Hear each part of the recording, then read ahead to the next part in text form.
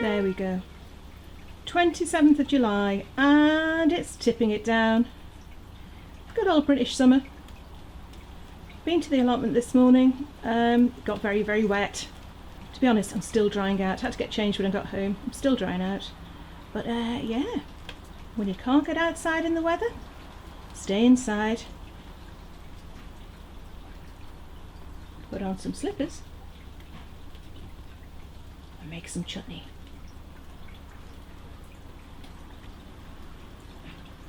You want to come in and make some chutney, Mr. Robin? You'd rather stay there? That's fine. You stay nice and dry under that little buddleia flower there. Okay. It's no weather for birds, is it? No weather for birds.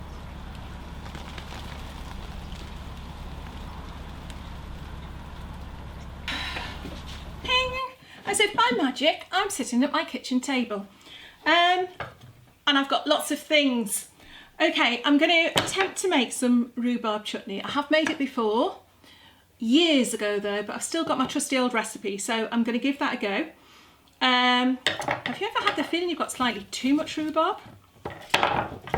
This, today, it's still wet. Rainwater. I was suitably wet as well. There's only so much rhubarb crumble you can have. So I'm going to attempt to make some of this into chutney. I've washed my hands. I'm nice and clean. I have all my implements around me, apart from one slightly, well, actually a major ingredient, which I've just double checked. I thought we had some sultanas in the cupboard. We've always got sultanas in the cupboard. There's always so many left after making Christmas cakes and everything, but we haven't. So Mike's had to go out on an emergency mission to get some sultanas for me, bless him. He knows that if he does that, I'll be quiet then and he can get on with watching Tour de France. Okay, but this is the rest of the stuff we need. We need 2 pounds of rhubarb, okay? We need a pint of white wine vinegar, which I had to look this up on a converter. You know what I'm like with my conversions, which is 500 mils of white wine vinegar. You could use cider vinegar as well if you wanted to. You need 2 pounds of sugar. Yes, 2 pounds, but it is going to be preserved for a long time and it'll be delicious, really delicious. You need half a teaspoon of ground ginger, half a teaspoon of cayenne pepper. I suppose you could put a bit more in if you liked it a little bit hotter, but it just gives it a nice kick. And a touch of salt, which I haven't put on the table, and your 1 pound of sultanas. Anyway, hopefully I'll remember to put that up on the screen. Right, okay. I'm not going to bother moving the camera around and showing you my scales and weights and things like that. I'm just going to put it on, and this is really interesting for you. I'm doing something behind a pan. I'm going to check the units.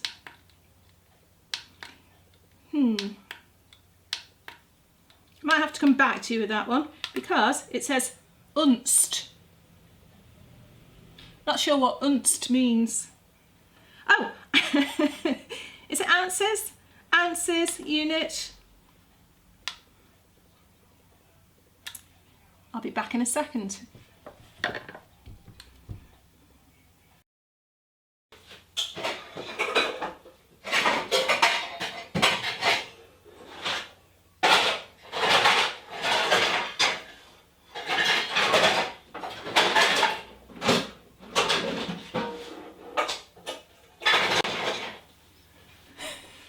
Seamless, absolutely seamless.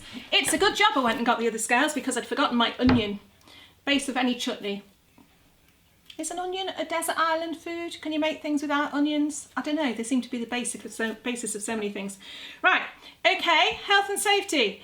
I've got my knife. I'm going to make sure I use it in this direction and not in this direction. I think that's all that needs to be said there. Before I do anything else, I am going to top and tail my rhubarb. I've already topped it when I've taken the leaves off. Should I give them a wipe? I'll give them a wipe. Hold on. Hey! Hey! Okay, nice clean tea towel. Just wipe the rain off. Check, I've got 2 pounds. Of course, this isn't going to make a dent in our rhubarb crop. but it's just a bit of variety. It's just a different way to use it up. Oh, there's a nice deep red one. Bryn from over at Allotment Diary was asking, Fruit and Veg, was asking if you could eat the green bits or rhubarb when it was still green. That's a bit pink, but mostly green. And I said yes, because I do. I think just as in anything though, it just means that you might have to add a little bit more sugar to it. I don't know. I use it anyway. It's never done me any harm. It's probably quite sensible before I started eating green rhubarb. Okay, nearly there. Tiny bit more. Look, this perfect little bit that, look at that. That didn't want to come off the plant. But as it turns out, it might just be perfect to take me up to £2. Okay, look at all the rhubarb I've got left. There's so much. And that's only about, oh, that's a tiny amount of what's on the plant. I dread to think what Aaron's doing with the rhubarb he's got at his allotment. It was huge. Turning that over so that's all nice and clean. Scooping that away. This is a nice clean sterilised cloth. And I'm going to put that out of the way of the camera. Okay. All we do then, take these out of there again. I know this is not a very posh chopping knife. And I know, being left-handed, this is why it's not a posh chopping knife. It often looks incredibly gammy when I'm chopping things. People tend to watch me chopping something and go, ooh. But I haven't chopped my fingers off yet. Still time. By the end of the chutney season they might have gone. I'm attempting to do 3 at once here, which I don't know why. Put that straight in. Whee! Lovely red juice coming off the rhubarb. I should have found out some interesting facts about rhubarb before I started, really, but I haven't. Apart from, I only ever thought when I was little, the only way to eat rhubarb was dipped in some white granulated sugar. That's the best way. And you got that sweetness of the sugar, which all young people seem to love, and then that tang of the rhubarb. Beautiful. Look at that. Right, I'm going to speed up doing the next bit, because watching me chop rhubarb can't be that interesting. Okay, and back in a second. Okay, I'm going to show you this now. Look at that. Oh, fresh from the allotment today. Can't get fresher. Okay, even covered in rainwater. Beautiful. Next bit. If you thought watching me chop rhubarb looked a bit gammy, wait till you see me chopping an onion. In fact, I've got a red onion here. Yeah, I'm good. Shall I use a white one? I'm going to use a white one. It'll be fun. I'll see if I cry. 1 second.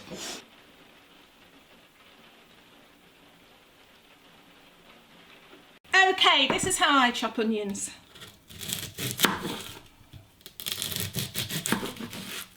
Take off the bottom. Take off the top. Put them over there. Chop it in half. Oh, hold on, here comes Johnny Craddock.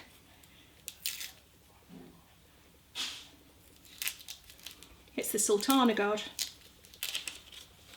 Okay, and then I'm going to peel that off. Sadly, our onions at the plot have been terrible this year. I've been watching you all telling me how good your onions are. And we're going to have to do something different next year because ours aren't good at all. Anyway, what I'm doing here is basically wasting half the onion. Johnny Craddock! He's not coming on camera. I'll go with the sultanas in a minute. Okay.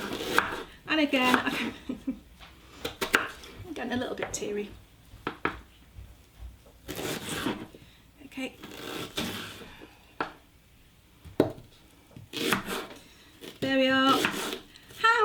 exciting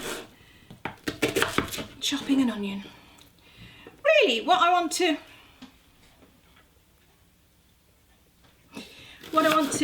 just demonstrate today, as well as have a bit of fun with this, is just how easy it is to make. I've got my 2 pounds of rhubarb. Put that over there with the rest of the mess, off camera. I do tend to clear up as I go along usually when I work. Some people don't. I don't know how they can do it. I need to have a nice clear space. Right, okay. Onions, rhubarb. Right, let's get this needle back to 0. Here's my sugar. Other varieties are available. And remember, this is 2 pounds. Like I say, oh, hold on. I'll put these up on the screen. I've got to be careful I'm not looking at kilograms and not pounds, because that would be very sweet. Okay. 2 pounds of sugar. I would do slightly less, but yeah, I've done it ever so slightly less, a couple of ounces less. I'm not that bothered about how sweet it is, I'm just worried about its setting. 2 pounds of sugar. I'll bring the camera over and show you what it all looks like in a minute. 500 ml, just over, of, I've got white wine vinegar. That's going to come out. He's always got me these. Actually opening the thing is, yeah, it's a bit of a science in itself. It's got one of these little pull things in. I've got no fingers left. I have got fingers left. I haven't chopped them off. I've got no fingernails left. Okay. Blub, blub, blub, blub, blub, blub, blub, blub. I know each of these has got 350 in, so it's going to be about, oh, I don't know, just over 1, about 1.5. Oh my goodness. Well, if the onions didn't make me cry, this would. Okay, it's at this point you think, oh my goodness, I hope that this pan is going to be big enough. Okay, yeah, that's got that down. While I'm here, I'm going to put in my ground ginger. Stay. Half a teaspoon. That's half a teaspoon there. Of course it won't fit in. It's not an exact science. That'll do. I might put a bit more in, because this will eventually become Christmas presents. And if you're any one of my friends who's had one of these before, you'll be going, oh no, not more rhubarb chutney. Okay, but I'd say that's more like a teaspoon of cayenne pepper. Da, da, da, da, da. Move out of the way, onion, we didn't need you. Lid. Oh, it smells good already, you know. Right, I'm going to do the slipper shuffle and go and get my sultanas. One sec.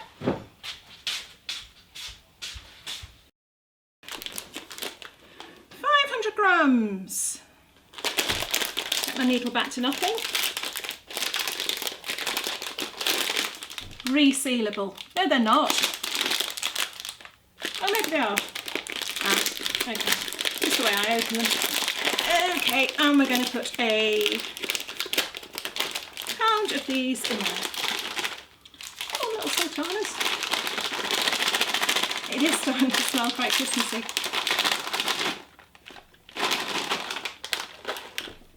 But the needle just isn't moving.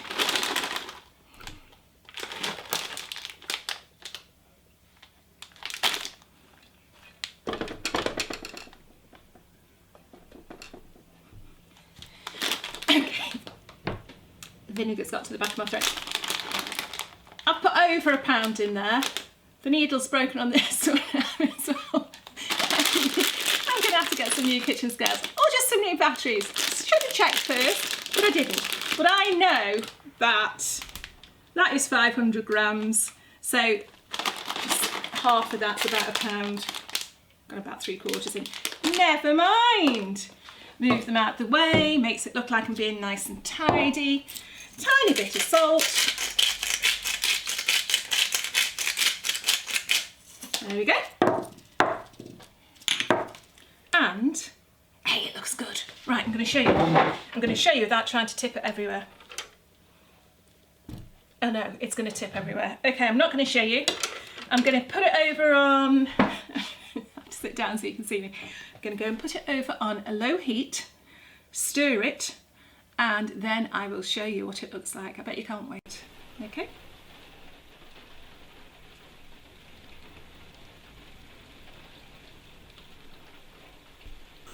Okay, let's see what's going on in the pot. I don't know if you can pick that up, but you can hear it start to boil now.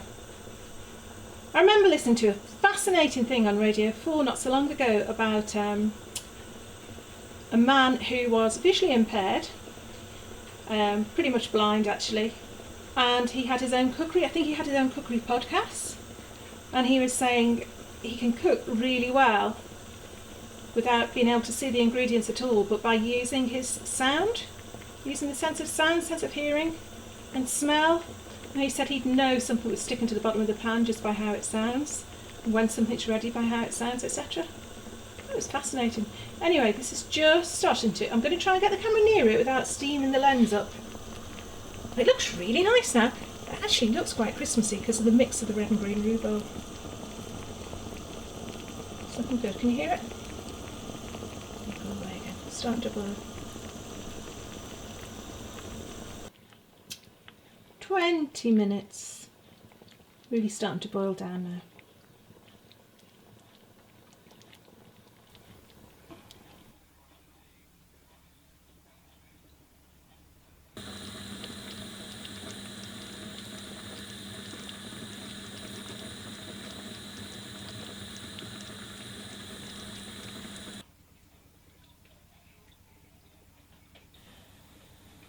Okay, just to show you what I've got ready here, the equipment I've got ready. I have got my jar lids. I've got a jam funnel, which I'm quite excited about using. Hold on, let me see if I can point to it. Oh, because I've never used it before. And I've got some wax discs to put on top of the chutney once it's in the jar. I've got my board ready to put the chutney on, and over on this side, I've got a ladle. And I've got my jars all nice and ready. And the way I prepare them, the way I sterilise them, is give them a really good clean in water as hot as I can possibly bear, and then bung them in the microwave. I did them for about a minute each, so they're warm. They're still warm. I've just taken them out now, just ready to start decanting the chutney into. Okay.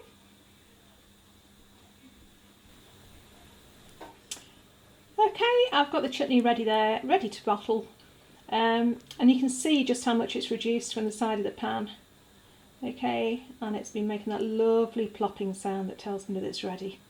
So, final bit, we're going to bottle that chutney. Okay, I'm here again. Oh, I'm going to have to stand up, aren't I? Can I do this? I'll do it sitting down. Okay. Quite excited about this now because I've never used this before. Clean hands, clean equipment. We don't want mouldy chutney, especially when you're giving it away as Christmas presents. Okay, the jam funnel, again, all the lids and things have been through the dishwasher. If you haven't got a dishwasher, you can boil them. Again, an alternative is to just let them go in absolutely boiling water, like water out the kettle or something like that, to sterilise them. Give them a good soak. But I'd recommend you boil them. Of course, you can not put those in the microwave. So whereas I did the jars in the microwave, you can't put your metal bits in. That's fine. Look at that. That's perfect. Now, my jars have only just been done. They've only just come out of the microwave, so they're still, I mean, I can touch them, but they're pretty warm. The chutney has only just come off the stove, so that it's not boiling, but it's pretty hot. Never, ever, ever put hot chutney into cold jars, hot jam into cold jars, anything like that, or cold into hot. Don't mix the two. Make sure that if you've got your hot chutney or preserve, whatever you've done, make sure your jars are warm too, otherwise they will explode. Fingers crossed this isn't going to explode. And let's try out this funnel. That is perfect. Why haven't I had a funnel before now? Right, okay, glasses on. I want to fill it, you can't see this, can you? To about 1/2 inch from the top. Perfect. Oh, wow. And it doesn't go all over the sides. Right, okay. Next one. Oh, I'm a funnel fan. Okay. Look at that. Perfect. Gonna move this one over.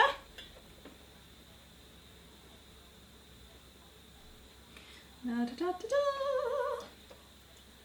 Oh, this is good. This is very rewarding. Again, this is a tiny jar here. You know what I've done? I've done the classic, not sterilise enough jars. There we go. Number 2. Let's move this one to the front. I've got rather a lot of chutney. Rather few jars. It's going to be more Christmas present than I thought. Okay. Oh. So it's taking, these small ones are taking about 1.5 ladles full. These are the little tiny Kilner jars. And I've got terrible, if someone gives me a preserve or a jam or something, I'm always really pleased because it's lovely to have something homemade, but I'm always particularly pleased if they give them in a Kilner jar or a pretty jar. Okay, oh, I should be bringing that nearer. I don't want to spill. Hot, hot, hot, hot, hot. You can see how dark it's got. You wouldn't believe it's a Sunday afternoon in the middle of July. It is more like October, which is fitting because this does smell quite Christmassy. Okay, that's that one done. And then, last but not least, I've got this nice big one here. And I'm going to fill that up too. If anyone's made rhubarb chutney before, which I'm sure you have, I'd be very interested to know if you put any sort of different ingredients in, different spices. I thought about putting some cloves in or some allspice, but I think that would have given it a much stronger, spicier flavour. When I've made chutney before, it tends to be with apples as well. So I made a lovely one year that was real ale, marrow and what was it? Real ale, marrow and apple chutney. That was good. And just the fact it said real ale on it, people were really pleased when they got it. It tasted lovely as well, went very, very dark. And there we go. Brilliant, look at that. Honestly, I recommend you get one of these funnels. I think I got this from Wilkinson's. A couple of pounds, if that. But that has just made filling jars a treat because usually it goes all over the edge, however careful you are, it goes all over the edge, really sticky.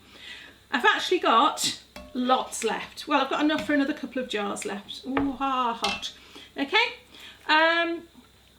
Also, I used to always cut out my own wax paper discs. What a waste of time that was. They never fitted properly and the grease-proof paper used to always curl. So I've actually been out again, Wilko's I think, got these last year. Just found them now at the bottom of the drawer. So I'm going to give these about 10 minutes just to cool down slightly before I put the disc on, and then I am going to seal them, put the lids on, put a pretty label on, and that's some of my rhubarb chutney done. Some of it. Got to go and sterilise some more jars first. I hope that was useful. It was just something a little bit different to do with your rhubarb glut. Very, very easy. If I can do it, anybody can do it. And yeah, just make sure you sterilise enough jars. Okay, I'll show you the finished result when it gets done. Okay folks, there we have it.